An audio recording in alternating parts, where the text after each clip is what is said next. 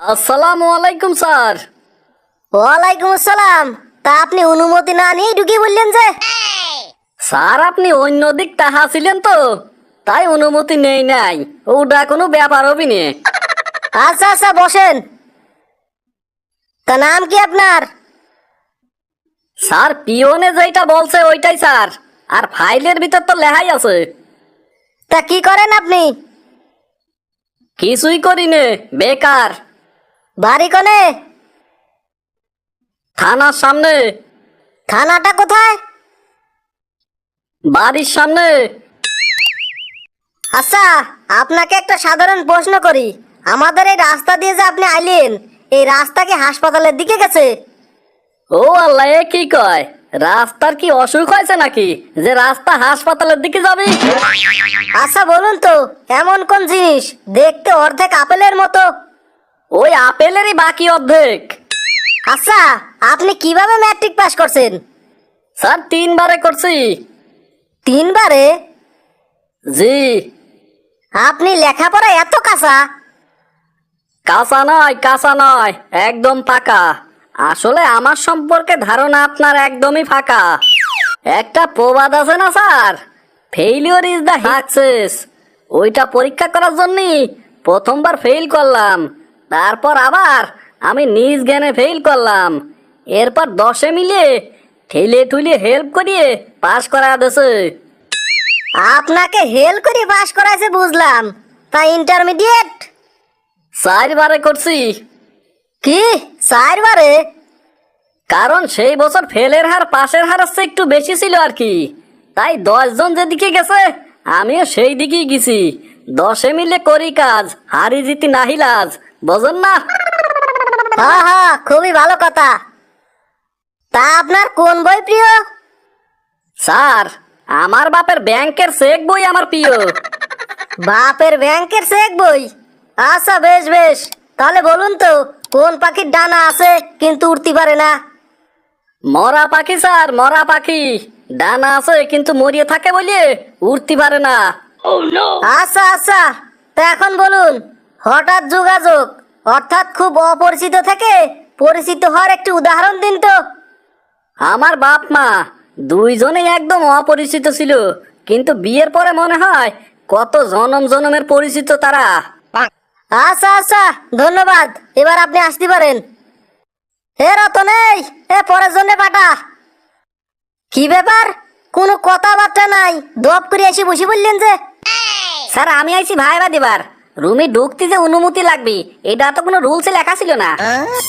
আচ্ছা আচ্ছা, ঠিক আছে ঠিক আছে। তা আপনার নাম কি? নাম আন্ডা মিয়া। বাড়ি কোনে? ঠান্ডাপুরি। বাবার নাম? ঠুন্ডা মিয়া। তা আগের চাকরি ছাড়লেন কেন? বস আমারে কয়টা কথা বলছিল। কেন, গালাগালি করছিল নাকি? গালাগালি করেন নাই, তাহলে কি বলছিল? বলছিল তোমার আর দরকার নাই, কালকেতে তুমি আর চাকরিতে আসবা না, তোমার চাকরি শেষ। আচ্ছা বলুন তো, রাজনীতিবিদদের সাথে একজন ডাকাতের কি সম্পর্ক? ডাকাত প্রথমে ডাকাতি করে জেলে যায়, আর ওই রাজনীতিবিদ প্রথমে জেলে যায় তারপরে ডাকাতি করে। আচ্ছা আচ্ছা ঠিক আছে, এবার বলুন তো, একটি রাখাল 12টি ছাগল চড়াতে নিয়ে গেছে, সামনে একটি দেয়াল, 5টা ছাগল লাফ দিয়ে সেই দেয়াল পার হলো, আর কটা ছাগল বাকি আছে? একটাও না। তার মানে? ছাগল কি আর আপনার মতো? হট। না মানে আপনার মতো তো তারা অঙ্ক বোঝে না, যখন ছোটে দল ধরেই ছোটে। আচ্ছা এখন বলুন, জীবন আর প্রেমের মধ্যে পার্থক্য কোথায়? এটা তো একদমই সহজ। একটার পর একটা বোকামি করলি সেটাকে বলে জীবন, আর একটার পর 2টা বোকামি করলি সেটাকে বলে প্রেম। আচ্ছা বলুন তো, বাংলাদেশের কোথায় কয়লা পাওয়া যায়? স্যার এইটা আবার জানে না কিটা? আমাদের গ্রামের প্রত্যেকটা মাটি চুলার মধ্যেই কয়লা পাওয়া যায়। আপনি যান। আচ্ছা স্যার ঠিক আছে, ভাইবা তো ভালোই দিলাম, একটু দেখেন। স্যার বসব?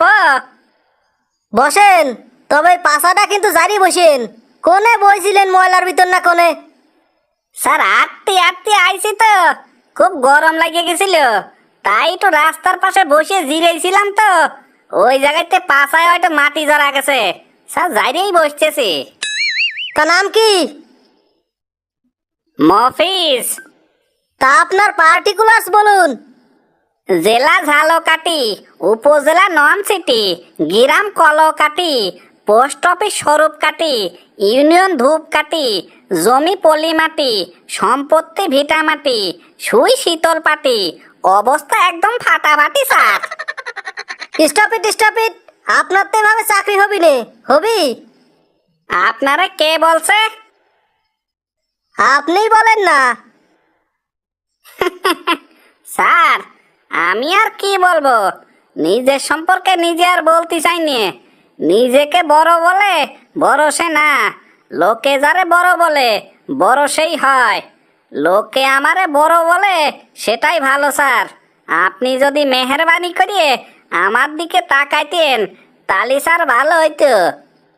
ঠিক আছে, এত ভাঙি পড়তেছেন কে? বল রাখেন। একবার না পারিলে দেখো শতবার, চেষ্টা করেন, একদিন ঠিকই সফল হবেন। স্যার শতবার না, আমি 1000বারও চেষ্টা করে দেখছি স্যার, পারি নাই। ওই যে টিউব থেকে টুথপেস্ট বাইর করিয়ে অনেক চেষ্টা করেও সেটি আর ঢোকাতে পারি নাই।